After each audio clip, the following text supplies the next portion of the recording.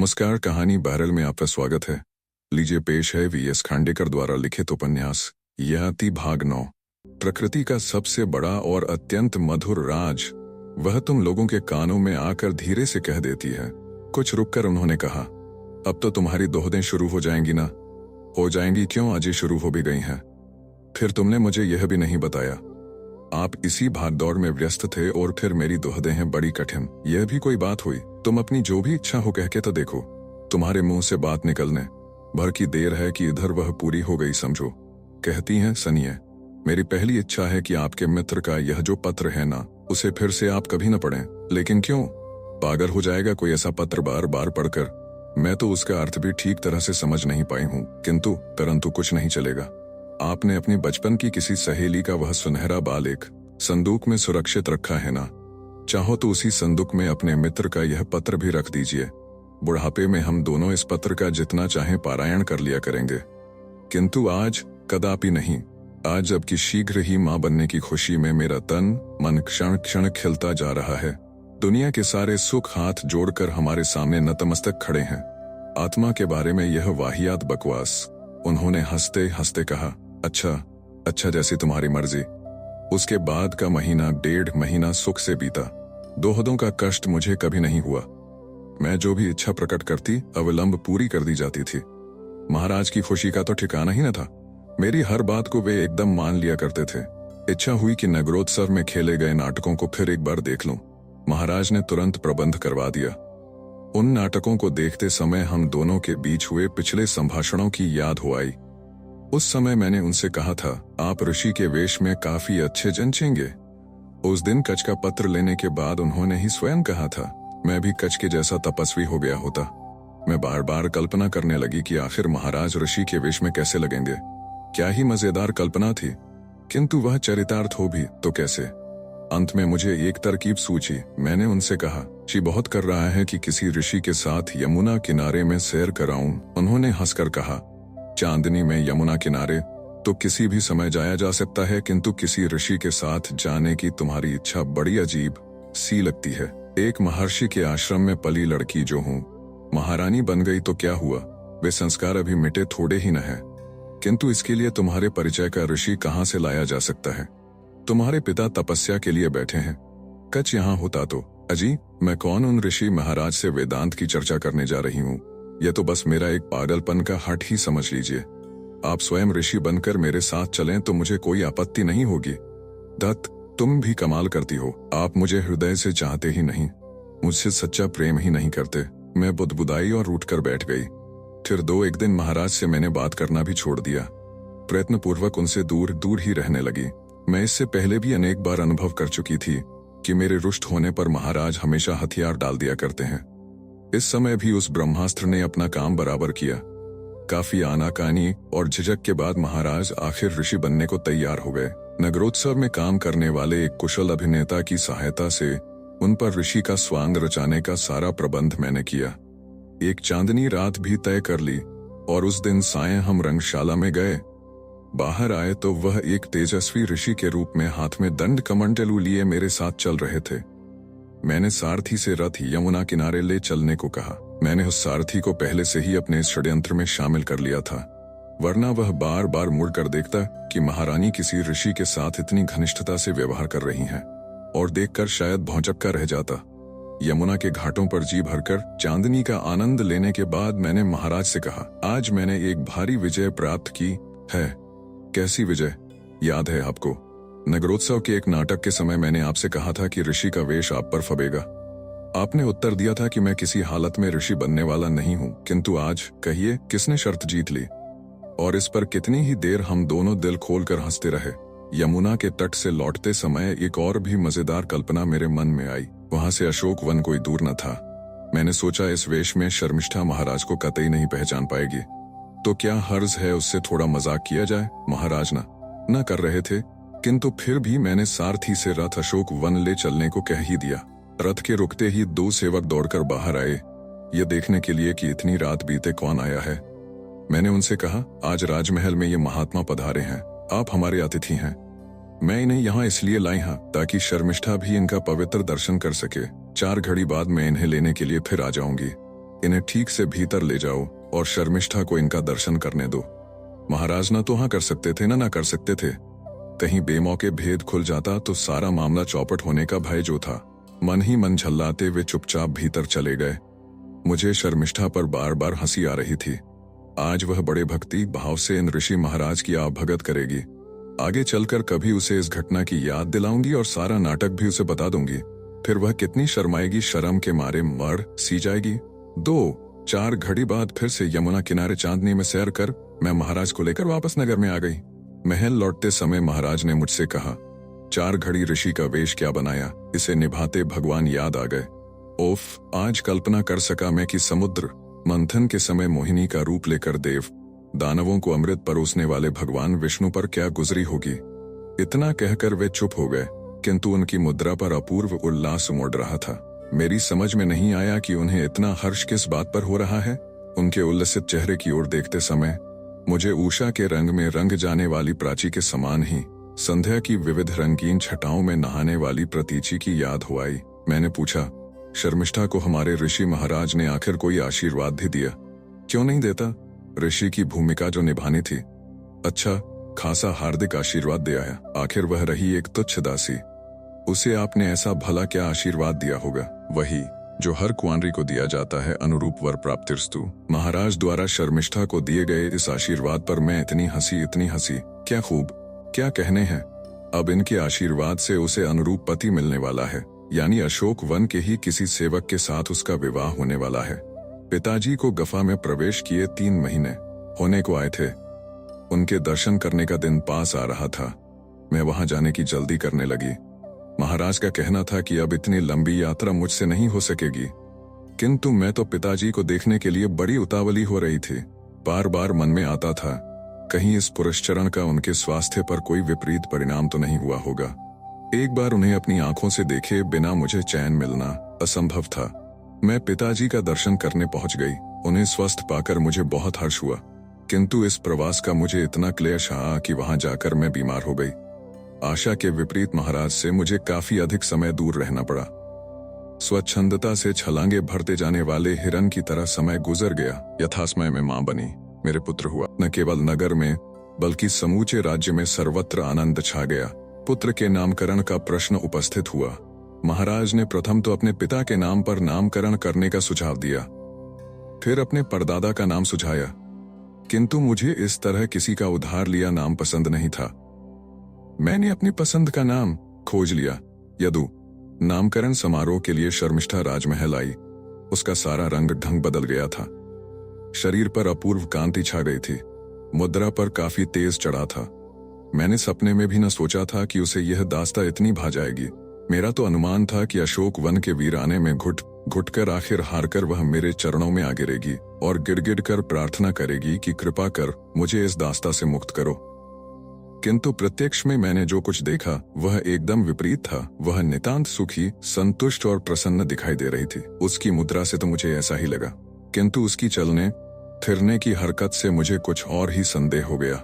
मैंने अपनी उस बूढ़ी दासी से उस पर थोड़ी देर कड़ी नजर रखने के लिए कहा। आधी घड़ी बाद ही वह बूढ़ी दासी आई और मेरे कान में कुछ फुसफुसाई।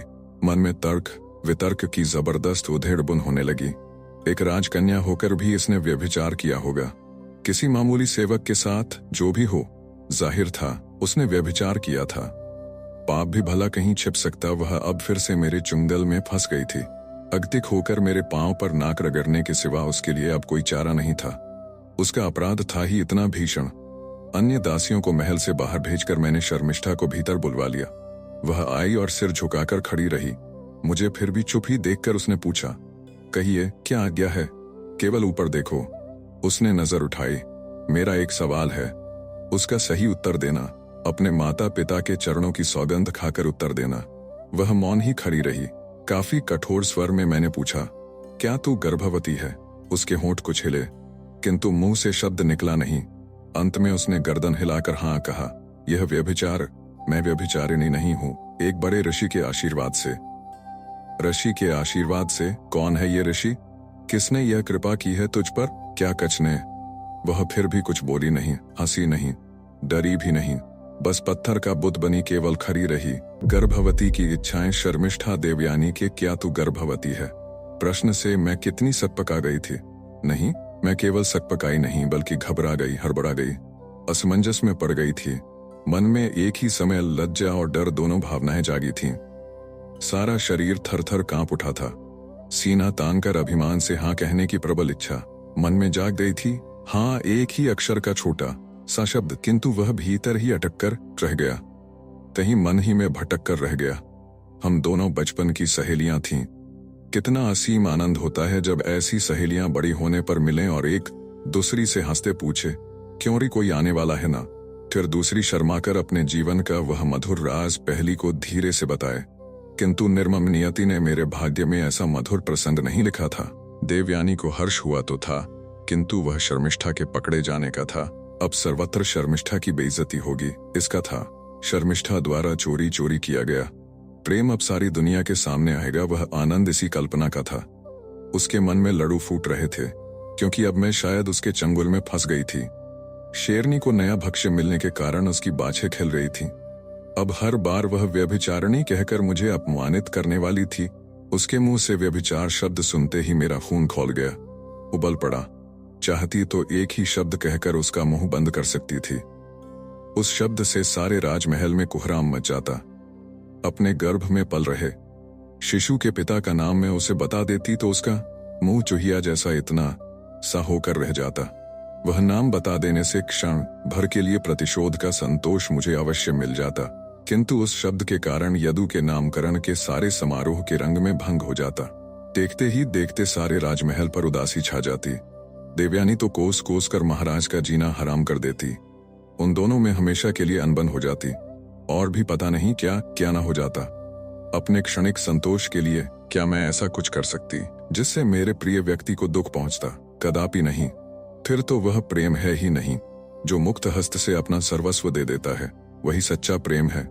कह नहीं सकती मैं व्यभिचारिणी नहीं। एक ऋषि के आशीर्वाद से ये शब्द अचानक कैसे मुझे सूझ पड़े, किंतु उन शब्दों ने मुझे काफी धीरज दिया। उन्होंने मेरी लाज रख ली। वे शब्द झूठ भी थे और सच भी। मैंने सोचा था, चूंकि सूर्य जैसा देवता या बड़े बड़े ऋषियों के आशीर्वाद से अविवाहिताओं के भी संतान होने की कई कथाएं सबने सुनी हैं, मेरा वह उत्तर सुनकर देवयानी को हाथ मलते रह जाना पड़ेगा। किंतु स्वभाव की भी कहीं दवा होती है। तुरंत ही कड़क कर उसने कितने कटु शब्द कह दिए। किसने यह कृपा की है तुझ पर? क्या कच ने? यह वही देवयानी है जिसने कभी कच को हृदय से प्रेम किया था। किंतु कितना आश्चर्य कि उसी कच पर इतना अमंगल संदेह करते यह जरा भी न अढ़ाई, न थोड़ी भी हिचकिचाई। किसने की यह कृपा तुझ पर? कितने संदिग्ध किंतु कितने चुभीले, कितने जहरीले थे ये शब्द। कच की पवित्र मूर्ति पर इस तरह कीचड़ उछालते। शुभ्र कमलों से जिस देवता का पूजन किया जाना चाहिए उस पर कहीं कोई तालाब का कीचड़ निकालकर पोतता है। किंतु सौंदर्य की रानी देवयानी ने ठीक वही किया था। मैंने तो बस एक ऋषि के आशीर्वाद से इतना ही कहा था। देवयानी को मुझसे क्रूर मजाक ही करना था तो उस पागल यति का ही नाम ले लेती, फिर मुझे इतना दुख भी न हुआ होता। वैसे भी उस दिन भरे दरबार में देवयानी ने मेरी क्या कम बेइज्जती की थी। वह बावरा यति मेरी ओर देखता हुआ उससे पूछ बैठा, ए तुम्हारी यह दासी मुझे दोगी? वास्तव में यह पहचान कर कि वह सिरफिरा है देवयानी को चाहिए था कि चुप बैठती, किंतु मेरे जले पर नमक छिड़काने के लिए उसने उससे ही पूछा, इसका क्या कीजिएगा स्वामी जी? क्या इसे अपनी पत्नी बनाएंगे? वह तो अच्छा ही रहा कि वह यति सचमुच पागल था और महाराज का भागा हुआ भाई था, वरना मेरी खैर नहीं थी।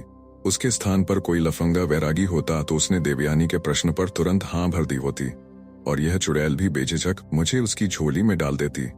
दरबार में देवयानी का वह बेहयाई से भरा प्रश्न सुनकर कुछ क्षण के लिए तो मेरा खून जैसे जम गया। ठीक से सांस लेते भी नहीं बन रहा था मुझसे। किंतु इसमें शक नहीं कि यति वास्तव में पागल था। मुझे कभी पता नहीं चला कि उसके पागलपन की वजह क्या थी, किंतु बार बार एक विचार मन को सताए जा रहा था कि आखिर घर बार छोड़कर जंगल में तपस्या करने के लिए गए मनुष्य की इस तरह दुर्दशा क्यों होनी चाहिए। उसके साथ कच भी अशोक वन रहने के लिए आया था। दोनों जप तप करने वाले योगी थे, किंतु दोनों में आकाश पाताल का अंतर था। कच कितना स्नेहशील, कितना विवेकी और कितना संभ्रांत था, और वह यति कभी कभी तो मेरी ओर वह इतनी आंखें गिराकर देखता रहता। उसकी नजर में अभिलाषा नहीं थी, किंतु उससे भी भयंकर कुछ था। उसकी उस नजर की, वेशभूषा की, बर्ताव और बातचीत के ढंग की, इतना ही नहीं उसकी किसी भी बात की मैंने किसी से शिकायत नहीं की, ताकि राजमाता को व्यर्थ ही में अधिक दुख न पहुंचे। किंतु फिर भी होना था, सो होकर ही रहा। एक रात मैं गाढ़ी नींद सो रही थी। किसी के बर्फीले स्पर्श से मैं एकदम चौंक कर जाग गई। मेरे गले पर किसी का हाथ था। हाथ केवल रखा हुआ नहीं था, कोई दोनों हाथों से मेरा गला दबा रहा था। मेरा दम घुट रहा था, मैं बहुत डर गई थी। थर थर कांपते हुए मैंने आंख खोल कर देखा, यति मेरे पास बैठा था। मेरा गला दबाते समय उसकी आंखें अजीब तेज से चमक रही थीं। कोटर में बैठे उल्लू की तरह वह अपने से ही हंस रहा था। कितनी डरावनी हंसी थी उसकी। मैं जी जान से एकदम चीख उठी। वह तपाक से उठा, दौड़ता हुआ खिड़की की तरफ गया और बाहर कूदकर भाग गया। भगवान जाने कहाँ चला गया। तो मेरे गर्भ में पल रहा शिशु उस पगले का है, ऐसा भी देवयानी कह देती तो भी शायद मैं उसकी बात को बर्दाश्त कर लेती। उसमें अपमान था भी तो मुझ अकेली का था।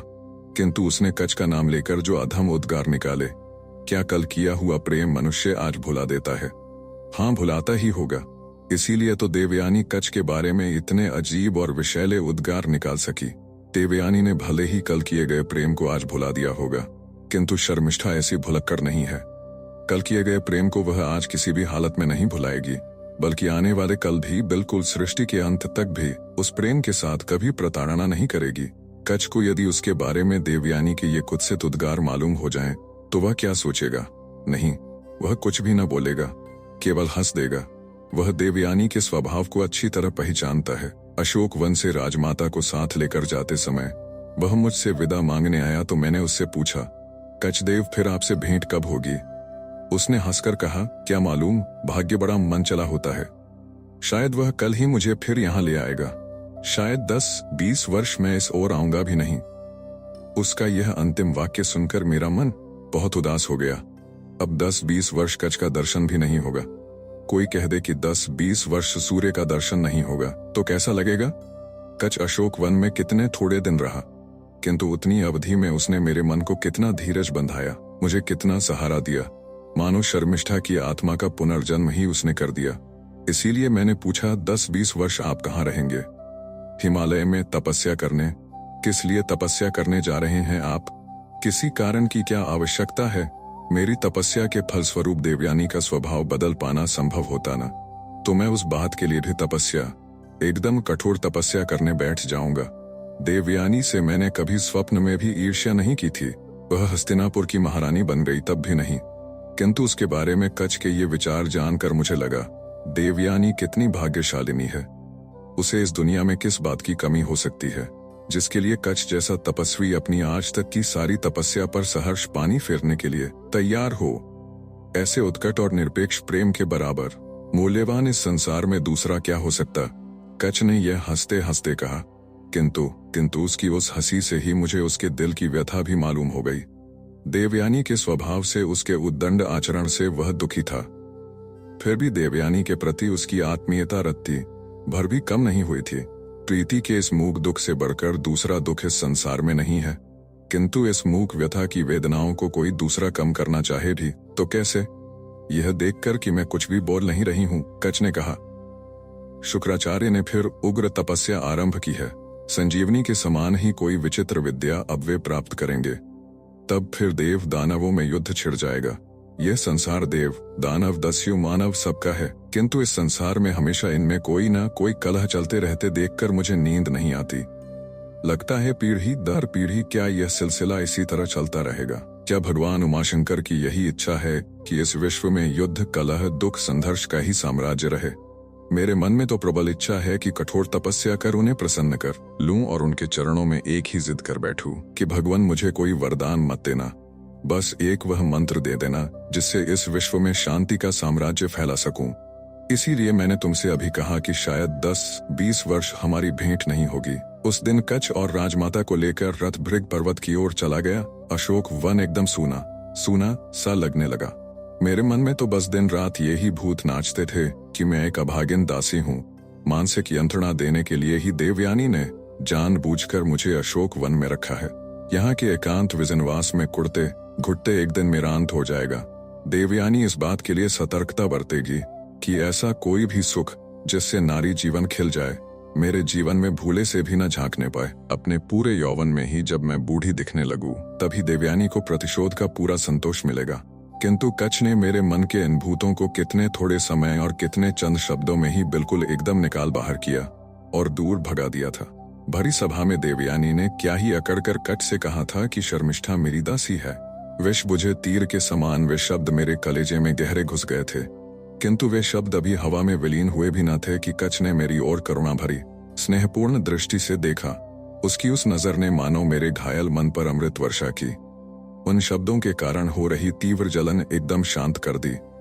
अशोक वन आते ही कितनी तत्परता से वह मेरा कुशल क्षेम पूछने के लिए अतिथिशाला के बिल्कुल पीछे की ओर स्थित मेरे महल में आया।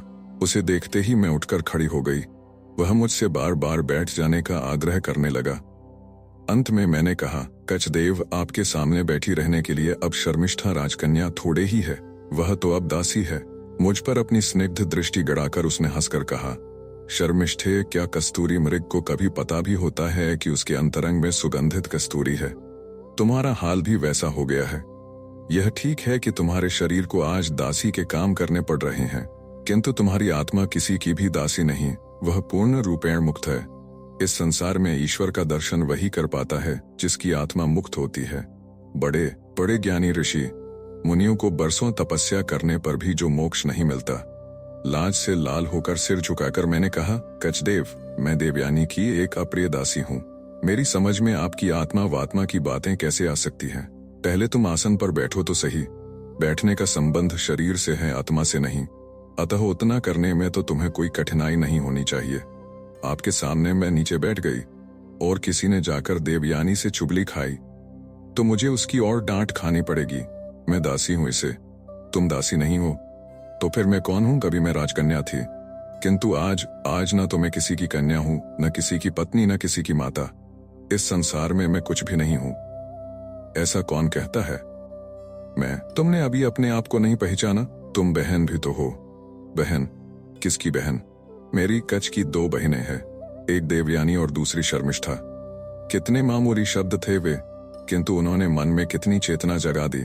मैं कच्छ की बहन हूं। इतना बड़ा विरक्त, त्यागी, तपस्वी और पवित्र भाई मुझे मिला है, तो क्या केवल इसलिए कि मेरे शरीर पर दास्ता आरोपित है मैं रोती, कुड़ती, घुटती, मरती रहूं? नहीं, मैं कदापि कुड़ती नहीं बैठूंगी। कच्छ आगे कहने लगा, तुम मेरी केवल बहन नहीं हो, मेरी गुरु भी हो। मेरी मान्यता थी कि संजीवनी प्राप्त करते समय मैंने अपनी जाति के लिए बड़ा त्याग किया है, किंतु तुमने मुझसे भी कहीं श्रेष्ठ कोटि का त्याग किया है।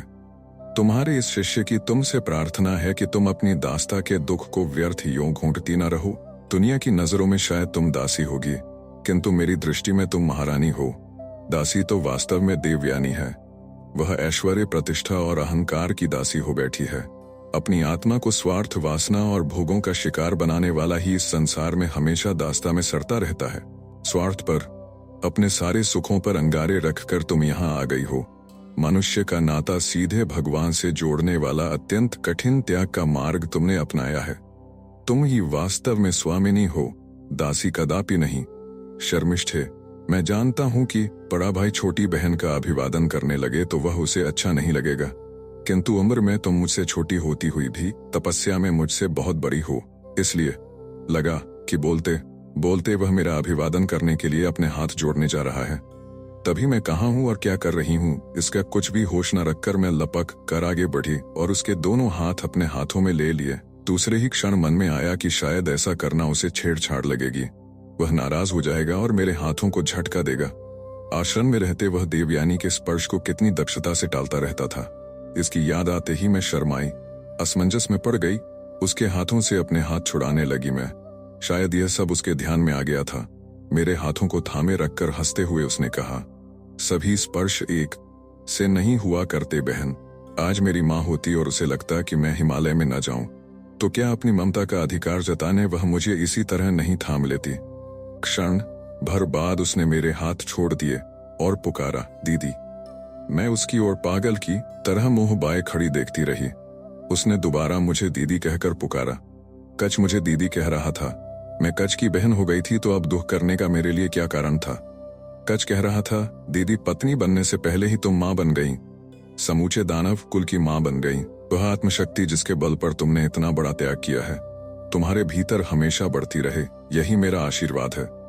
उसके एक एक शब्द को कोई मेरे मन पर अंकित करता जा रहा था। जब तक कच्छ अशोक वन में था, उसके साधारण सरल शब्दों से निर्माण होने वाला सात्विक उन्माद मन पर छाया रहता था, किंतु उसके चले जाते ही सारा उन्माद एकदम गायब हो गया। मन की अवस्था तो ऐसी हो गई जैसे चौथ का चांद डूब जाने के बाद उदास आकाश की हो जाती है। कच्छ के आने से पहले अशोक वन के निष्क्रिय और नीरस जीवन क्रम से मैं उब गई थी। अब तो इसी की चिंता रहती कि आने वाला हर पल आखिर कैसे बीतेगा। राजमहल में मैं चित्र बनाया करती थी, अब फिर से उसी शौक में मन को रमाने का प्रयास करने लगी।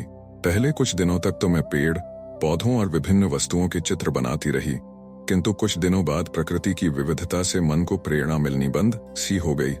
आखिर बाहर के सौंदर्य के प्रतिबिंब मन के दर्पण में ही तो दिखाई देते हैं ना। मेरे मन का दर्पण तो उसी दिन चूर चूर हो गया जिस दिन मैं दासी बनी। फिर कितने ही दिनों तक उस टूटे हुए दर्पण के टुकड़ों को संजोकर उसमें दिखाई देने वाले टेढ़े मेढ़े बिंबों प्रतिबिंबों को ही मैं देखती रही थी, किंतु अब उन टुकड़ों को ठीक तरह से जोड़ना भी असंभव सा हो चला था। मेरा दिल एक श्मशान सा हो गया था। इस श्मशान की लताएं और फूल भी अधजले और धुएं से काले होकर भूतों जैसे दिखाई दे रहे थे। फरसत का समय मुझे शेर की तरह खाने को दौड़ता। फिर जिन बातों और स्मृतियों को मैंने जानकर मन के कबाड़ खाने में फेंक रखा था, वे वहां से चुपके से बाहर निकलकर मेरे मानस मंदिर में पलंग पर आकर बैठ जाती। युद्ध के लिए रवाना होते समय मैंने महाराज को कुमकुम तिलक किया था। उस समय उनका वह छूटता सा स्पर्श, कच्छ के हाथों का भी स्पर्श मुझे हुआ था, किंतु इन दोनों स्पर्शों में कितना अंतर था।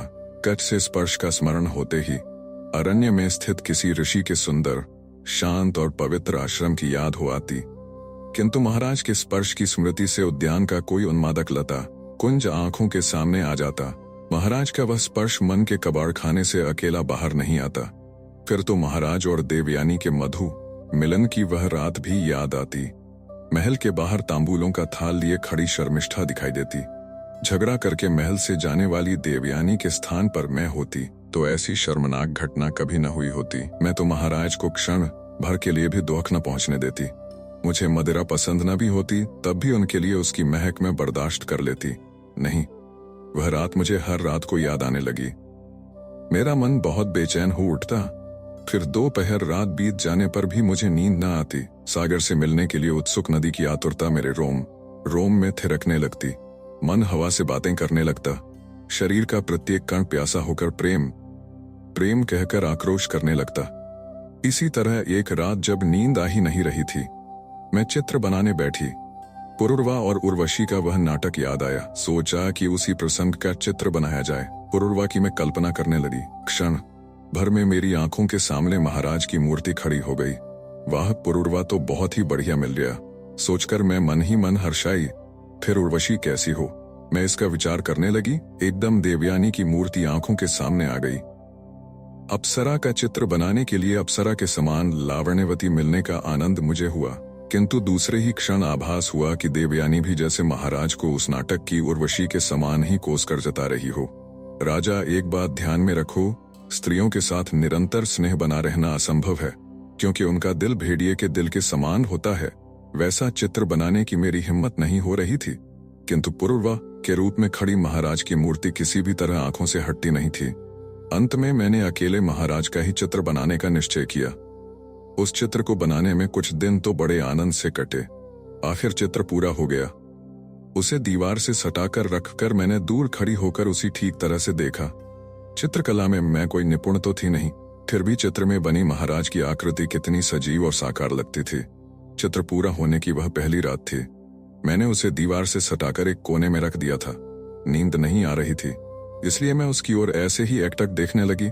थोड़ी देर बाद मुझे आभास हुआ कि महाराज मुझसे कुछ बोल रहे हैं। वे मुझसे मजाक कर रहे थे। ईश्वर ने तुम्हें इतने सुंदर बाल दिए हैं, किंतु तुम तो किसी वियोगिनी की तरह एक ही वेणी बांधे रहती हो। ये भाई हमें बिल्कुल पसंद नहीं। सिंह के लिए जैसे अयाल, वैसे स्त्री के लिए केश भूषा। यह भी कोई मजाक की बात है। मैं शर्मा गई, नीचे देखने लगी। काफी देर बाद उस मजाक का वैसा ही कोई उत्तर देने के लिए मैंने गर्दन उठाई और मुंह खोला, किंतु मैं उत्तर देती किसे? महाराज उस महल में थे ही कहाँ, और वे भी भला इस अशोक वन में क्यों आने लगे? मेरे सामने मेरे द्वारा बनाया गया महाराज का वह चित्र ही खड़ा था। बचपन में मेरे लंबे घने और काले बालों पर माँ को कितना नाज था। काम कितने ही क्यों न हो, उन्हें छोड़कर वह स्वयं मेरी चोटी बांध दिया करती थी, हर रोज नए ढंग से। दासियों से शमा की चोटी बंधवाना उसे कतई पसंद नहीं था। बचपन में किसी मंगल दिन सिर से नहाकर मैं बाल सुखाने खड़ी रहती। घुटनों तक बल खाते अपने बालों को देखकर मुझे बड़ा मजा आता। मन में विचार आता कि मोर अपने पंख फैलाकर नाचता है, उसकी तरह मैं भी अपने इन बालों को फैलाकर नाचूं तो कितना मजा आएगा। किंतु देवयानी नृत्य में निपुण थी। लाख कोशिशें करने पर भी मुझे नृत्य करना ठीक से आता ही नहीं था, और बालों को कैसे फुलाया फैलाया जाए इसका जादू तो कभी किसी ने मुझे सिखाया ही नहीं। चोटी बांधते समय माँ हमेशा कहा करती, शमा, कितनी भाग्यशालिनी हो तुम। घुटनों तक पहुंचने वाले बाल तो लाखों में एक आध लड़की को ही नसीब होते हैं। कहते हैं कि ऐसी लड़की को अचानक भाग्य लाभ होता है। कैसी पागलपन की धारणा थी यह माँ की। आखिर मेरा भाग्य जागा, किंतु जिस संदूक से हीरे मोती निकलने थे उसी में से कंकड़ पत्थर लेकर वह बाहर आया। अशोक वन में देवयानी की अप्रिय दासी बनकर मैं रोती कुड़ती सर रही थी। केश भूषा करने का मन नहीं करता, इसीलिए किसी बैरागिन जैसी रहती थी मैं। साज सिंगार कर बन ठन कर रहने की इच्छा किस युवती को नहीं होती, किंतु स्त्री का सारा साज सिंगार क्या केवल उसके लिए ही होता है। रात को करवट बदलते समय सहज ही मेरा हाथ अपनी वेणी की ओर जाता। फिर किशोर अवस्था में पढ़ा वह मधुर काव्य याद आ जाता। उस काव्य की नायिका भी मेरे जैसी रात में जागती रहती है। नायक गहरी नींद सो गया होता है, सामने वाली खिड़की से चांद दिखाई देने लगता है। नायिका अपने सोए हुए पति की ओर देखती है। उसका मुख चंद्रमा उसे आकाश के उस चंद्रमा से अधिक सुंदर लगता है। वह चाहती है कि उस बाहर वाले चंद्रमा की अपने प्रीतम के मुख चंद्रमा को नजर न लगे, इसलिए प्रीतम के मुख को वह ढंक लेना चाहती है। किंतु उसे मालूम है कि पति को मुख पर अत्यंत झीना और महीनतम वस्त्र भी ढंकना पसंद नहीं। इस प्रकार कोई वस्त्र उसके मुंह पर डालते ही उसकी नींद टूट जाती है। इसीलिए वह अपने अत्यंत नाजुक आंचल से भी उसका मुख ढंकना नहीं चाहती। तो अब क्या किया जाए? आकाश के ईर्ष्यालु चंद्रमा की नजर से कैसे अपने प्रीतम की रक्षा की जाए? अचानक उसे एक कल्पना सूझती है। उस रात उसने बहुत ही सुंदर केश भूषा की होती है। उसकी सराहना करने के बाद ही उसका पति अब सो गया होता है। अब उस साज सिंगार का उसके लिए कोई उपयोग नहीं है। वह फुर्ती के साथ केश भूषा बिखरा देती है और बालों को खुला छोड़ देती है। उसके लंबे घने बाल खुलकर मुक्त हो जाते हैं। उन खुले बालों से झुककर वह अपने पति की ओर गौर से देखने लगती है। स्वाभाविक ढंग से उसके बाल चंद्रमा और पति के मुख के बीच आ जाते हैं। पति के मुख को वह दूर से ही ढंक देते हैं। उसे आकाश के चंद्रमा की नजर लगने की संभावना समाप्त हो जाती है। इस काव्य को पढ़ लेने के बाद 16-17 वर्ष की शर्मिष्ठा कई दिनों तक मन ही मन कह रही थी, मेरे बाल भी उसी तरह लंबे और घने हैं। कल मेरा विवाह हो जाने के बाद चंद्रमा यदि मेरे प्रीतम के मुख चंद्रमा से ईर्ष्या करने लगा तो मैं भी उसकी रक्षा इसी तरह करूंगी। मन ही मन ऐसा कहते समय उसे कितनी गुदगुदी होती थी, किंतु अब उस काव्य की याद उसके कलेजे को नोच नोच कर खाए जा रही थी। कहाँ है उसका प्रीतम? कहाँ है उसका पति? कहाँ है उसका यह मुख चंद्रमा? अब क्या रखा है सुंदर केश भूषा करने में? किसके लिए करना है अब साज सिंगार? देव घर में देवता की मूर्ति ही ना हो तो जंगलों में घूम घूम कर फूल किसकी पूजा के लिए तोड़कर लाए जाएं? कच की सारी बातों को मैं बार बार याद करके देखती तो घड़ी भर के लिए मन को बड़ी शांति मिलती। दिन जैसे तैसे बीत जाता, किंतु रात की भीषण नीरवता में महाराज का वह चित्र मेरा साथ देने लगता।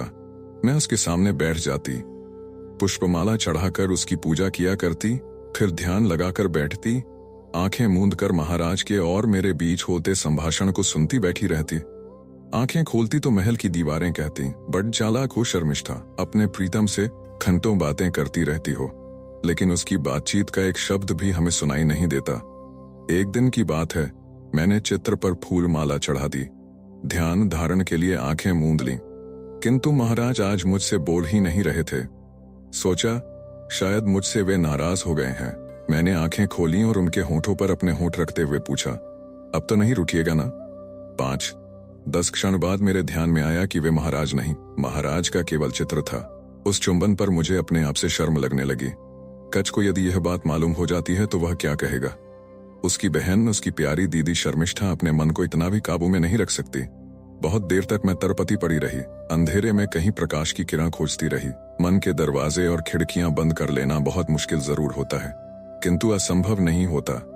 आज तक प्रयत्नपूर्वक मैं वही तो करती आई थी, किंतु किसी झरोखे से, खपरेल की छत के किन्हीं कवेलुओं के बीच से और बंद किए दरवाजे की किसी संध से चुपके से भीतर आने वाली चांदनी की किरण को कैसे रोका जा सकता है।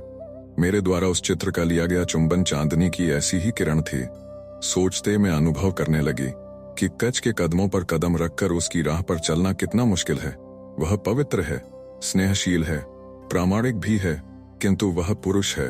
उसकी पवित्रता, उसका स्नेह, उसकी प्रामाणिकता शर्मिष्ठा के लिए पूजनीय है, किंतु शर्मिष्ठा एक स्त्री है। स्त्री के शरीर और पुरुष के शरीर में, स्त्री और पुरुष के मन में, स्त्री और पुरुष के जीवन में कितना अंतर होता है। पुरुष अमूर्त के पीछे सहज दौड़ता है, इसीलिए उसे कीर्ति, आत्मा, पराक्रम, परमेश्वर आदि बातों में तुरंत आकर्षण लगने लगता है, किंतु स्त्री इन बातों पर आसानी से मोहित नहीं होती। उसे प्रीति, पति, संतान, सेवा, घर, गृहस्थी आदि मूर्त बातों का अधिक आकर्षण होता है। वह संयम बरतती है, त्याग भी करती है, किंतु वह सब मूर्त बातों के लिए। उसे अमूर्त के प्रति उतना लगाव नहीं होता जितना पुरुष को अपना सर्वस्व देकर पूजने के लिए, अपने आंसुओं का अभिषेक करने के लिए स्त्री को एक मूर्ति की आवश्यकता हुआ करती है। पुरुष स्वभावतः आकाश का पुजारी है, स्त्री को धरती की पूजा अधिक प्यारी है। बड़ी देर तक यही विचार चक्र मन में घूमता रहा। मैं नहीं जानती उसके घुमाव को कोई दिशा थी या वह यूं ही स्वच्छंदता से दिशाहीन घूम रहा था, लेकिन यह सच है कि इन विचारों ने मेरे मन को कुछ शांति अवश्य दी। दिन निकलते थे, ढलते थे, रातें आती थीं, जाती थीं, चांदनी रातें, पूनम मेरे लिए सब बराबर और नीरस था। नहीं जानती थी मेरी सूबी उक्ताई जिंदगी का अंत आखिर क्या होने जा रहा है। कभी कभी मन में ख्याल आता कि कहीं देवयानी मेरे साथ वही खिलवाड़ तो नहीं कर रही है जो बिल्ली मारने से पहले एक चूहे के साथ करती है। क्या वह मन यही चाहती होगी कि मैं जीवन से उबकर आत्महत्या कर लूं? इस विचार मात्र से मेरा रोम रोम सिहर उठता। लगता आगे चलकर कभी आत्महत्या ही करना है तो क्यों ना आज ही कर लूं। यमुना मैया अच्छी खासी नजदीक ही तो है। महज यूं ही टहलते टहलते उसके किनारे चली जाऊं। और एक चांदनी रात में इसी काले कलूटे विचार में डूबी चुपचाप बैठी थी। बाहर से रथ के पहियों की और बाद में रथ आकर रुकने की अस्पष्ट सी आहट सुनाई दी। इतनी रात बीते मेरी जैसी तासी के यहाँ रथ में बैठकर कौन आ सकता है। मैं तो पूरी तरह से जानती थी कि शर्मिष्ठा मर गई या जिंदा है, इसकी पूछताछ करने के लिए भी देवयानी इस ओर फटकेगी नहीं। होगा कोई अतिथि या कोई ऋषि या मुनि भेज दिया होगा देवयानी ने ही उसे इधर। मुझे उससे क्या लेना देना है। कोई आया होगा तो सेवक उसका सारा प्रबंध अतिथिशाला में कर देंगे। ऐसे सोच ही रही थी कि एक सेवक किसी ऋषि को लेकर मेरे महल में आया। मेरे इस पिछवाड़े वाले महल में कच आकर मुझसे बातें करते बैठा रहता था, किंतु उसकी बात ही निराली थी। इस पराये अपरिचित ऋषि को इस तरह मेरे महल में ले आना सेवक के लिए उचित नहीं था। मैंने डपट कर सेवक से कहा, तेरा दिमाग खराब तो नहीं हो गया? यह अतिथिशाला तो नहीं है। फिर इन ऋषि महाराज को यहाँ क्यों ले आया तू? आप ही के पास इन्हें ले जाने के लिए कहा था मुझे। उसने कहा था महारानी जी ने। महारानी जी ने कहाँ हैं वे तो रथ में बैठकर अभी अभी चली गई हैं। 4 घड़ी बाद वे इन ऋषि महाराज को राजमहल ले जाने के लिए फिर आने वाली हैं। आपको भी इनका दर्शन कराने के लिए ही। मैंने ऋषि महाराज की ओर देखा, लगा कि शायद उन्हें पहले भी कहीं देखा है। फिर मुझे अपने पर ही हंसी आ गई। भला मैं इन्हें पहले कहाँ देख सकती थी, किंतु यह सच है कि वैसा आभास मुझे हुआ अवश्य। ऋषिवर्य का शरीर बड़ा ही रौबदार था, किसी राजा के जैसा। गले में पड़ी रुद्राक्ष की मालाएं रत्नमालाओं की तरह उनके शरीर पर शोभा देती थीं, किंतु फिर भी महाशय बड़े ही सहमे सहमे से और लजीले लग रहे थे। वे मुझे दर्शन देने आए थे, किंतु मेरी समझ में नहीं आ रहा था। मेरे मन में संदेह खड़ा हो गया कि कहीं देवयानी ने मेरा भद्दा मजाक उड़ाने के लिए उस यति के समान ही किसी नारी द्वेषी तपस्वी को तो मेरे पास नहीं भिजवा दिया है। मैंने मन तय कर लिया कि इस बाबा जी के साथ बहुत ही सावधानी से पेश आऊंगी। मैंने उन्हें बैठने के लिए महल के बीचों बीच आसन प्रदान किया, किंतु वे उस आसन पर बैठने को तैयार नहीं थे। भर्राए स्वर में बोले, हम हैं जोगी, हमेशा गुफाओं में रहने वाले, मैं वहां उस कोने में बैठूंगा। महंत जी मैं छप्पर पर बैठूंगा कह देते तो भी मैं क्या कर सकती थी। उससे तो कोने में बैठना काफी अच्छा है, ऐसा मैंने सोचा और आसन उठाकर उस कोने में रख दिया। महाशय तुरंत उस पर जम गए। उनके बैठते ही मुझे काफी अटपटा सा लगने लगा। उसी कोने में महाराज का वह चित्र रखा था। अभी अभी मैंने उस पर फूल माला चढ़ाई थी। बाबा जी ने उसे देखा और जाकर देवयानी से कुछ उल्टा सीधा कह दिया तो, हे भगवान, वे तो उसी चित्र को देख रहे हैं। एकदम घूर कर मैं पसीने से तर-बतर हो गई, किंतु उन्होंने चित्र के बारे में कुछ नहीं कहा। कुछ देर ध्यानस्थ बैठकर वे बोलने लगे। उनकी आवाज कितनी भर्राई और बड़ी अजीब सी थी, किंतु मुद्रा अब पहले से अधिक प्रसन्न दिखाई देने लगी थी। मैंने प्रणाम किया। तब उन्होंने कहा, बालिके, क्या चाहती हो? कुछ भी तो नहीं, तुम झूठ बोल रही हो। मैं चुप रही। उन्होंने हंसकर कहा, तुझे किसी से प्यार हो गया है। वह व्यक्ति तेरे बिल्कुल पास है, किंतु तुझे निरंतर लगता है कि वह तुमसे दूर है, तेरे लिए दुर्लभ है। हाँ ना कहने की हिम्मत ही नहीं हुई मेरी, किंतु बार बार मन में आने लगा कि इन्हें मेरे मन की बात कैसे मालूम हो गई। क्या वाकई ये कोई त्रिकालज्ञ ऋषि है? तो बताओ, जिससे तुझे प्यार हो गया है उसके लिए तू क्या कर सकती है? एकदम मेरे मुंह से निकल गया, मैं अपने प्राण तक दे सकती हूँ। फिर अनजाने अपनी जीभ चबा गई, किंतु तीर हाथ से छूट जाने के बाद पछताने से क्या लाभ था? ऋषि महाराज केवल हंस दिए। फिर थोड़ी देर ध्यानस्थ होकर बैठे रहे। मैं पागल की तरह उनकी ओर देखती खड़ी रही। थोड़ी देर बाद आंखें खोलकर उन्होंने कहा, लगता है अब भी तुझे मेरा विश्वास नहीं हो रहा है। अच्छा, अपने महल का द्वार बंद कर लो, फिर मैं तुझे दिखाता हूँ मेरे मंत्र में कितना सामर्थ्य है। महल का द्वार बंद कर लो, और उस यति के समान यह भी कहीं मेरा गला घोंटने लग गया तो? मुझे असमंजस में पड़ी देखकर ऋषि महाराज स्वयं उठे। यह सोचकर कि शायद वे गुस्सा होकर चले जा रहे हैं, मैं डर गई, किंतु वे बाहर नहीं गए। पास आकर मेरे माथे पर हाथ रखकर बोले, जा द्वार बंद कर ले, तेरे जीवन का सुनहरा क्षण अब आ गया है, जा। उनके उस स्पर्श में कोई बात थी जो धीरज बंधाती थी, आश्वस्त कर रही थी, शांति दे रही थी। द्वार बंद कर मैं लौट आई। कोने में रखे महाराज के चित्र की ओर उंगली दिखाते हुए उन्होंने पूछा, क्या इस ययाति से तुम्हें प्यार हो गया है? मैं फिर सिर लटकाए चुप रही। उन्होंने फिर कहा, अब भी तुम्हें मुझ पर विश्वास नहीं हो रहा है। अंतर्ज्ञान से हमें तीनों लोगों की सारी बातें मालूम हो जाती हैं। ठहरो, अभी प्रत्यक्ष में तुम्हें यकीन दिलाने वाली बात बताता हूँ। क्या इस महल से किसी सुरंग में जाने का रास्ता है? नहीं। वे हंसे, फिर पलंग के पास वाली दीवार के पास गए। वहां एक सूक्ष्म कल थी। उन्होंने उसे दबाया। खट से दीवार के बीचों बीच का कोई 2-1 गज ऊंचा भाग अलग हो गया। साफ दिखाई दे रहा था कि वह सुरंग में जाने का मार्ग था, किंतु अशोक वन में रहने वाले एक व्यक्ति को भी वह मालूम नहीं था। फिर इन ऋषि महाराज को इसका पता कैसे चला? उन्होंने फिर वह कल दबा दी और दीवार झट से पूर्ववत हो गई। ऋषि महाराज ने मुझसे पूछा, तू कहाँ सोती है? यहीं? अकेली? कभी कभी अकेली, कभी कभी कोई दासी मेरा साथ देने के लिए सोती है यहाँ। आज से एक नियम बना लो, यहाँ अकेली ही सोना, महल का दरवाजा बंद करके। मुझे मालूम हो गया है कि तुझे ययाति से प्यार हो गया है। मैं प्रयत्न करूंगा कि तुम्हारा प्रेम सफल हो जाए। उसके लिए आवश्यकता हुई तो अपनी सारी तपस्या की बाजी भी लगा दूंगा। सच्चे प्रेम को ऋषि मुनियों का हमेशा आशीर्वाद ही प्राप्त होता है। ध्यान में रखो, किसी न किसी दिन ययाति स्वयं तेरे पास आएगा। इसी सुरंग से वह आएगा, वह तुम्हें आवाज देगा। तेरे माता पिता तुझे किस नाम से पुकारते थे? हाँ, वह भी क्षमा कहकर ही तुम्हें आवाज देगा। उसकी पुकार सुनकर डर मत जाना, घबराना भी नहीं। इस कल को दबाकर यह द्वार खोल देना। सावधान रहकर ऐसा प्रबंध करो कि महल के बाहर हमेशा तुम्हें जिन पर अटूट विश्वास है वे ही दासियां सोएं। तुम्हारे प्रेम का मार्ग कांटों भरा है, किंतु मत भूलना कि उन कांटों के नीचे खुशबूदार फूल समझ में नहीं आ रहा था। मैं उन्हें सुन रही हूँ। कहीं देवयानी ने ही किसी अभिनेता को ऋषि के वेश में यहाँ मेरी परीक्षा लेने के लिए तो नहीं भेजा है? इस शंका के साथ भय की एक विलक्षण सिहरन मेरे सिर से पैरों तक दौड़ गई। नहीं, इस महल में भी कोई सुरंग है। इसका किसी अभिनेता को भला क्या पता हो सकता है? मैं उस ऋषि की ओर एकटक देखने लगी। उसने तुरंत ही दूसरी ओर देखना आरंभ किया। महल का द्वार खोलने के लिए वह जाने लगा। उसकी चाल जानी पहचानी लगी। तुरंत याद आया पुरूरवा और उर्वशी पर खेला गया वह नाटक। उस नाटक में पुरूरवा की भूमिका करने वाला अभिनेता भी बड़ा रौबदार था। कहीं उसी को तो देवयानी ने मेरा मजाक उड़ाकर मुझे जाल में फंसाने के लिए नहीं भेजा। मुझे लगने लगा कि उस कोने में रखे महाराज के चित्र ने आज मुझसे पूरा बैर भंजा लिया है। इसीलिए उन ऋषि महाराज से यह कहने के लिए कि मैंने आपको धोखा दिया है, आपको यूं ही कह दिया कि ययाति महाराज से मुझे प्रेम हो गया है, वह सब झूठ है। मैं आगे भी बढ़ी, किंतु तभी उन्होंने महल का दरवाजा खोल दिया। मेरी बात मन में ही रह गई। देखते देखते अशोक वन की सभी दासियां ऋषिवर्य की चरण धूलि माथे से लगाने के लिए मेरे महल में जमा हो गईं। मुनि महाराज प्रत्येक को मुंह भरकर आशीर्वाद देते गए। तभी देवयानी का रथ बाहर आकर खड़ा हो गया। वह रथ से उतरी नहीं, किंतु मुझे उसकी अगवानी के लिए बाहर जाना जरूरी था।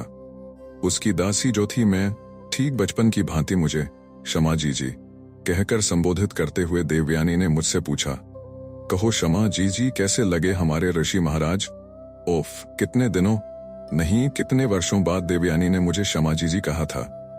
कृतज्ञता से मैंने कहा, बड़े अच्छे हैं महारानी जी, अनुमति दें तो मैं जीवन भर इनकी सेवा करूंगी। देवयानी केवल हंस दी। उसकी हंसी में ही सारथी द्वारा घोड़े को मारे गए चाबक की आवाज भी मिल गई। वह सारी रात वही नहीं, उसके बाद की प्रत्येक रात मैंने उत्कंठा, भय, कौतूहल, चिंता के मिश्रित साये में काटी। कभी लगता उस सुरंग से देवयानी ही आएगी, आवाज की नकल करते हुए वही क्षमा क्षमा कहकर पुकारेगी। कल दबाकर मैंने द्वार खोला कि उपहास की हंसी हंसकर अनाप शनाप बककर मेरा जीना हराम कर देगी। दिन बीतते जाते मुझे लगता कि वह ऋषि, उनका वह आशीर्वाद सारा एक स्वप्न था। स्वप्न में क्या, जो जी चाहे वही दिखता है। किंतु फिर भी मैं नियम पूर्वक रात में महल का द्वार बंद कर लेती। महल के बाहर घर से अपने साथ लाई 2 भरोसे की दासियों को ही सुलाती। महल के अंदर अकेली सोती और आधी रात तक जागती रहकर उस दीवार से किसी के पुकारने की आवाज की आहट लेती रहती। इस नियम को मैंने कभी टूटने नहीं दिया। उम्मीद पर दुनिया कायम है। उम्मीदें कितनी भी निराधार क्यों ना हो, मनुष्य सपनों पर जीता है। सपने कितने भी असंभव क्यों ना हो। जब मालूम हुआ कि देवयानी 2-4 दिन में ही अपने पिता का दर्शन करने जाने वाली है, मैं डर गई। कहीं दासी के नाते मुझे भी अपने साथ चलने को उसने कह दिया तो?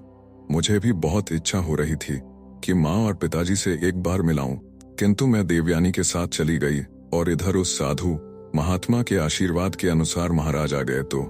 किंतु देवयानी मुझे अपने साथ नहीं ले गई। वह प्रवास के लिए निकली। वह दिन मुझसे काटे नहीं कटा। बार बार माँ की और पिताजी की याद सताती रही। मैं बहुत बेचैन रही, किंतु रात होते ही वह बेचैनी समाप्त हो गई। उसका स्थान उत्कंठा ने ले लिया। महल का दरवाजा भीतर से बंद कर कोने में रखे महाराज के चित्र की ओर देखती हुई मैं पलंग पर लेट गई। आंख कब झपक गई पता ही न चला। कुछ अधूरी सी जाग गई। क्षमा क्षमा की पुकार सुनकर क्षण भर लगा कि शायद स्वप्न में ही मैं वह पुकार सुन रही हूँ। मैंने तुरंत आंखें खोली। पलंग के सामने वाली दीवार में से वह पुकार आ रही थी। मेरे पांव कांपने लगे। जैसे तैसे मैं दीवार के पास गई और उस कल को दबा दिया। बीच का हिस्सा एकदम दूर हो गया। सुरंग की सीढ़ियों पर महाराज खड़े थे। मुझे अपनी आंखों पर विश्वास नहीं हो रहा था। मेरे आनंद की सीमा नहीं रही थी। लगा जैसे मुझे मूर्छा सी आ रहा है, यह देखते ही कि मैं गिर रही हूँ।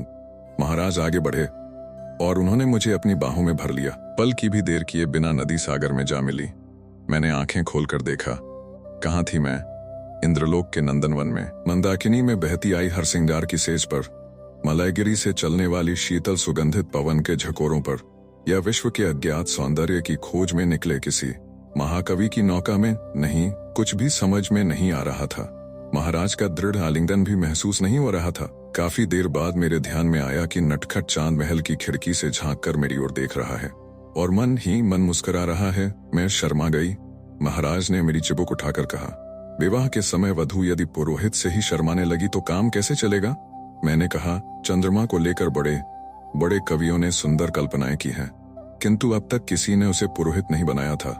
महाराज ने कहा, युग युग से हमारे जैसे गांधर्व विवाह इसी को साक्षी रखकर संपन्न होते रहे हैं। प्रेमियों का सच्चा पुरोहित तो यही है। महाराज के कंधे पर सिर रखकर मैं उस चांद की ओर एकटक देखने लगी। उसकी चांदनी मेरे रोम रोम में छनने लगी। नहीं, वह चांदनी नहीं थी। सोई धरती को दिखा रहे सफल प्रीति के सपनों की वह सुगंध थी। उस सुगंध में देखते ही मैं घुल मिल गई। अब शर्मिष्ठा राजकन्या नहीं थी, दासी भी न थी। वह महाराज वृषपर्वा की कन्या भी नहीं थी। वह तपस्वी कच्छ की बहन नहीं थी। वह थी केवल एक प्रणयनी। उस रात के बाद की अनेक रातें, उन अनेक रातों की अनगिनत घड़ियां और उन घड़ियों के असंख्य पल, उन पलों में से प्रत्येक पल मानो सुख के फव्वारे बन गए। वह सुख, वह आनंद नहीं। कोई कितना भी वर्णन करे तब भी उस ब्रह्मानंद का सही वर्णन कैसे किया जा सकता है? सीपियों में पानी भरकर क्या कोई बता सकता है? समुद्र क्या है? फूलों का चित्र बनाकर क्या उन्हें कोई सुगंध दे सकता है? प्रीति की अनुभूति भी ऐसी ही होती है। मोक्ष प्राप्ति शब्द मैं बचपन से सुनती आई थी, किंतु उसका वास्तविक अर्थ क्या है मेरी समझ में कभी नहीं आया था। मूक गीतों से रंगी उन रातों ने वह मुझे समझा दिया। स्त्री का मन शब्दों के बाल की खाल उतारने नहीं बैठता, वह तो उन शब्दों में अंकित भावना को ही देखा करता है। माता पार्वती ने भीषण गर्मी, वर्षा, ठंड की परवाह न करते हुए उग्र तपस्या की थी, किंतु क्या वह तपस्या मोक्ष प्राप्ति के लिए थी? नहीं, वह तो इसलिए की थी ताकि उन्हें भगवान शंकर की सेवा का मौका मिले। जगन्माता ने अपने आचरण द्वारा यह पाठ ही सिखाया है कि स्त्री को किस तरह का प्रेम करना चाहिए। उन्हीं के पद चिन्हों पर चलकर, जी हाँ, उन्हीं के पद चिन्हों पर चलकर मैंने प्रेम किया। ययाति महाराज से प्रेम किया मैंने, यह मालूम होते हुए भी कि वे देवयानी के पति हैं। मैंने उनसे प्रेम किया। महल के बाहर सोने वाली मेरी 2 विश्वासपात्र दासियों के अतिरिक्त मेरे प्रेम की किसी को खबर तक नहीं थी। वह एक मधुर रहस्य था। प्रेमियों की चिरंतन सखी बनी रजनी का रहस्य था। वह मेरे महल की दीवारों का रहस्य था। 8 पहर अंधेरे में ही एकाकी जीवन बिता रही उस सुरंग का वह रहस्य था।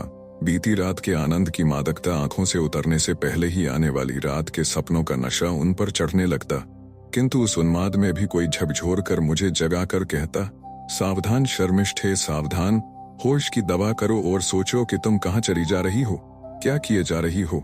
यह एक भयंकर पाप है।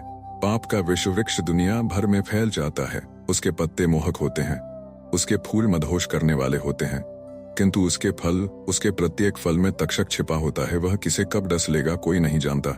शायद वह तुम्हें, शायद महाराज की ही डस ले। महाराज के स्पर्श से मेरे रोम रोम में प्रणय के रोमांच खिल जाते, किंतु पाप की इस कल्पना से मेरे रोंगटे भी खड़े हो जाते। मैं बार बार अपने आप से कहती, प्रेम का अर्थ है दान, सर्वस्व का दान। वह पाप कैसे हो सकता है? मैं देवयानी की आंख का कांटा हो गई हूँ। उसके मन में मेरे प्रति बैर की यह भावना न होती तो मैं स्वयं ही महाराज पर अपना मन आ जाने की बात सहर्ष उससे कह देती। दामन फैलाकर मैं उससे कहती, लड़की ससुराल जाने को निकलती है। तब हर राजकन्या की माँ उसे उपदेश देती है कि सौत को अपनी बैरन मत मानना, उसे अपनी सखी मानकर उससे प्यार करना। तुम और मैं तो बचपन से सखियां रही हैं। आओ हम दोनों मिलकर महाराज को सुखी करें। तुम ही उनकी पटरानी बनी रहना। उनके साथ सिंहासन पर बैठकर शान दिखाने की मुझे कोई इच्छा नहीं। महारानी पद के गौरव और सम्मान की मुझे कोई चाह नहीं। काज निपटाकर जब महाराज महल में लौट आएंगे तब उनकी चरण सेवा करने को मिल जाए, उनकी थकान को थोड़ा दूर करने का अवसर मिल जाए तो मैं अपने आप को धन्य समझूंगी। तुम उषा बनो, प्रभा हो जाओ, संध्या बन जाओ, मैं तुमसे डाह नहीं करूंगी। सूर्यमुखी बनकर मैं अपने देवता का दूर से ही पूजन कर लूंगी। वह जिधर मुड़ गए उधर ही अपनी गर्दन भी मोड़ लूंगी और उन्हें आंखों में भर लिया करूंगी। पाप की कल्पना से बेचैन बने मन को मैं इसी तरह बुझाने का प्रयास करती, किंतु कभी कभी मन को खाने वाली यह चुभन किसी तरह कम नहीं हो पाती।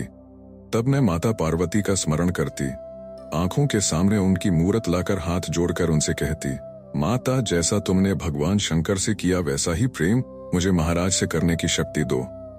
पिता द्वारा पति का अपमान होते ही तुमने यज्ञ कुंड में कूदकर आत्माहुति दे दी। तुम्हारी उस अग्नि परीक्षा को मैं कभी नहीं भुलाऊंगी। माँ, मैं हमेशा स्मरण रखेंगी कि प्रियतम के लिए जो कोई भी दिव्य कार्य करने को तैयार हो जाती है वही सच्ची प्रेमिका होती है। फिर तो मैं पापी नहीं कहलाऊंगी ना। बीच बीच में यह चुभन मुझे बेचैन कर डालती, किंतु जब उसकी फांस नहीं चुभती मैं सुख के शिखर पर चढ़ी होती। अपने नन्हे नन्हे रंगीन डैने फैलाकर सुबह से शाम तक फूल फूल पर नाचने वाली तितली की तरह मेरी अवस्था रहती। महाराज के लिए मैं तांबुल बनाकर रखती, सुगंधित फूलों के गजरे गूंथ रखती, महाराज को भाने वाली केशभूषा और साज सिंगार करती रहती, उनके मन को रिझाने के लिए नई नई कल्पनाएं खोज लेती। इन्हीं बातों में दिन पता नहीं कब ढल जाता, फिर जल्दी जल्दी रात हो जाती। मुझे लगता किसी अभिसारिका की भांति वह जल्दी जल्दी अपने नियत स्थान पर जा रही है, किंतु 4 घड़ी रात बीत जाने पर वही रात किसी बिरहन की तरह बेहद ही मंद गति से चल रही प्रतीत होती। बीतने वाले हर पल के साथ मेरी अधीरता बढ़ती जाती। ऐन मौके पर कोई कठिनाई आ जाने पर शायद महाराज का आना नहीं होगा, ऐसी आशंका मन में जाग जाती और तब मेरा मन बहुत ही अकुलाने लगता। प्रणय के बारे में अनेक काव्य मैंने पढ़े थे। इस बात की कि वास्तव में प्रेम होता क्या है कोई कल्पना न होते हुए भी मैंने प्रणय गीत रच डाले थे, किंतु लगता कि उस प्रेम काव्य को पढ़ने या प्रणय गीतों को रचने में आने वाला आनंद प्रीत के सच्चे ब्रह्मानंद की स्पष्ट छाया मात्र था। दर्पण में दिखाई देने वाले चंद्र के प्रतिबिंब को ही सच्चा चंद्रमा मानकर उसके साथ खेलते रहने वाले बालक की कल्पना के समान ही वह मुग्ध किशोरी की कल्पना का एक खेल था। सच्ची प्रीति कैसी होती है, इसे समझने के लिए प्रेमी ही बनना पड़ेगा, प्रणयनी के गांव ही जाना पड़ेगा। चंद्रमा की शीतलता और सूर्य की प्रखरता, अमृत की संजीवनी शक्ति और हलाहल का प्राणलेवा सामर्थ्य का संगम। नहीं, प्रीति का वर्णन करना इतना आसान नहीं। एक दिन महाराज अमात्य के साथ राजकाज की बातें करते आधी रात तक बैठे थे, इसीलिए वे जल्दी आ न सके। आधी रात बीत गई, मेरी अवस्था तो बिल्कुल पागल जैसी हो गई। मन में तरह तरह के भले बुरे विचार आने लगे। कहीं महाराज की तबीयत तो खराब नहीं हो गई होगी। यदि वे बीमार हो गए हैं तो क्या मुझे उनकी सेवा करने नहीं जाना चाहिए? किंतु वे मुझे खबर भेजते भी तो कैसे? मैं भी खुल्लम खुल्ला राजमहल जाऊं तो कैसे? शर्मिष्ठा का महाराज के दिल में स्थान है, किंतु वह उनके आसपास भी नहीं पहुंच सकती। भाग्य ने मुझे प्रेम भी कितनी कंजूसी से दिया था। प्रतिपल में अनुभव कर रही थी कि मेरी अवस्था तो ठीक उस स्त्री जैसी है जिसे कुबेर ने पृथ्वी के मूल्य का कोई अलंकार तो दे दिया था, किंतु उसे एकांत में और अंधेरे में ही पहनने की आज्ञा भी दे दी थी। उस रात मुझसे रहा न गया। मन तो ऐसे भागे जा रहा था मानो हवा से बातें कर रहा हो। मैंने दीवार में लगी वह कल दबा दी, ढिठाई के साथ सुरंग की सीढ़ियां उतर गई, किंतु उससे आगे पैर पड़ता ही न था। मैं अंधेरे से डरी नहीं थी। सुरंग में शायद कोई सर्प मेरे पैरों से लिपटकर मुझे डस लेगा, इस आशंका से भी मैं विचलित नहीं हुई थी। मुझे एक निराला ही डर लग रहा था। मैं इस सुरंग से होती हुई राजमहल पहुंच गई तो क्या हमारे प्रेम का राज खुल नहीं जाएगा? फिर इस क्षण तक मेरा साथ देने वाला भाग्य क्या यकायक मेरा शत्रु नहीं बन जाएगा? देवयानी ने ऋषि का वेश बनाकर महाराज को अशोक वन में मेरे महल में भेज दिया। तब तक भाग्य मेरा शत्रु था, किंतु मुझसे छल करने वाली देवयानी को भाग्य ने हाथों हाथ छल लिया था। उस क्षण से भाग्य ने मेरा साथ दिया है, किंतु क्या भरोसा कि इसी क्षण से वह मुझसे रूठ नहीं जाएगा। इस गुप्त मार्ग से मैं महल में जाऊं और ठीक उसी समय देवयानी मायके से लौट आई हो तो देवयानी पर मेरा यह भेद खुल गया तो क्या अनर्थ न हो जाएगा? मैं तो उसकी कल्पना भी नहीं कर सकती थी। नहीं, यह राज उसे मालूम नहीं होना चाहिए, कभी मालूम नहीं होना चाहिए। मैं चुपचाप सुरंग से अपने महल लौट आई। लगातार मन में यही आ रहा था कि मैं कितनी अभागिन हूं। भगवान ने मुझे खुल्लम खुल्ला प्रेम करने का भी अधिकार नहीं दिया है। हस्तिनापुर की किसी दरिद्री दासी को भी जो अधिकार भगवान ने दिया है वह राजकन्या शर्मिष्ठा को न मिले, यह कैसी विधि विडंबना है। महाराज आए तब मेरा तकिया आंसुओं से तर हो चुका था। उस रात महाराज को गहरी नींद लग गई, तब भी मैं जाग ही रही थी। उनके बाहुपाश में मैं मदहोश हो गई थी, किंतु क्षण भर के लिए ही वह मदहोशी बनी रही। बाद में मन में छिपे सारे भूत जागकर उपद्रव मचाने लगे। प्रीत के साए में विश्राम कर रहा मन मौत की ओर दौड़ पड़ा। मन में विचार आया, क्या ही अच्छा हो कि इधर हम दोनों इस तरह एक दूसरे के आलिंगन में बंधे हैं और उधर उसी समय प्रचंड भूचाल आ जाए। उसमें यह अशोक वन, यह मंदिर, सब कुछ धराशायी हो जाए। फिर सैकड़ों वर्ष बाद कोई गवेषक यहाँ उत्खनन करेगा, उसे एक दूसरे के आलिंगन में बंधकर चिर निद्रा में लीन इस जोड़े का अस्थिपंजर मिलेगा। इस पर कोई कवि कल्पना करेगा कि यह अस्थिपंजर नहीं प्राचीन काल में किसी शिल्पकार द्वारा पाषाण पर अंकित रति और मदन की मूर्तियां हैं। कोई इतिहास शोधक तर्क प्रस्तुत करेगा कि यह हस्तिनापुर के महाराज और महारानी ही होंगे, किंतु किसी के ध्यान में यह कदापि नहीं आएगा कि यह तो क्रूर नियति के हाथों अनजाने किसी ऐसी प्रेयसी का छीना हुआ सुवर्ण क्षण है जो अपने प्रीतम से खुल्लम खुल्ला प्रेम नहीं जता सकती थी। दूसरे ही क्षण इस कल्पना चित्र पर मुझे ही क्रोध आ गया। मैं कितनी दुर्बल थी, कितनी स्वार्थी। अपने सुख का विचार करते मैं महाराज की माँ, उस कल्पना मात्र से ही मैं सिहर उठी। शायद गहरी नींद में भी महाराज को मेरी सिहरन महसूस हो गई। अपने बाहुपाश को और भी कसते हुए वे बुदबुदाए, डरपोक कहीं की। तुरंत नींद में ही उन्होंने अपने होंठ मेरे हक दिए। चंद्रमा के उदित होते ही जैसे अंधकार भाग जाता है, वैसे ही प्रणय में मेरे मन का भय भाग गया। किंतु दूसरे दिन सूर्योदय के साथ वह भय फिर लौट आया। अब तो उसका रूप और भी कराल हो गया था। सवेरे उठते ही मुझे मतली सी आने लगी। मेरी दोनों भरोसे की दासियां जानकार थीं। मेरा माथा दबाते हुए ही उन्होंने एक दूसरी की ओर अर्थ भरी नजर से देखा। उनके न कहने पर भी मैं जान गई मैं मां बनने वाली थी। मन में आनंद, भय, लज्जा, चिंता, उत्कंठा, कुतूहल आदि सारी भावनाएं एक साथ आपस में घुल मिल गईं। महाराज के साथ मेरा सबके समक्ष विवाह हो गया होता तो आज का यह प्रसंग कितने आनंद का होता।